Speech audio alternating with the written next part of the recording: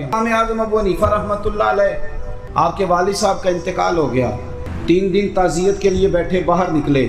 ایک بندہ آپ کا حاسد تھا، مخالف تھا، اور بہت سارے لوگ تھے چوک میں. وہ بھی سامنے سے آیا، السلام علیکم کے بعد کہنے لگا ابو حنیفہ سنا ہے آپ کے والد فوت ہو گئے؟ فرمایا ہاں. کہنے لگا اپنی ماں کا نکاح میرے ساتھ کر دو، اماں کا نکاح میرے ساتھ کر دو. جملہ سخت تھا پر بات تو شرعی تھی نا، غیر شرعی تو نہیں تھی. امام صاحب کے ساتھ جو شاگرد تھے، عقیدت مند تھے، انہوں نے تلواریں نیام سے نکالنی. فرمایا چپ کر جاؤ بھائی، ہم کو لوارث ہیں. حضرت امام صاحب رحمۃ اللہ علیہ نے ساری ہمت سمیٹی، ہمت جمع کر کے کہنے لگے میاں نے کہا ہے میں اپنی ماں کا نکاح تیرے ساتھ کر لوں تو عدت گزر لینے دے، میں تیرا نام لے کے اماں سے بات کروں گا.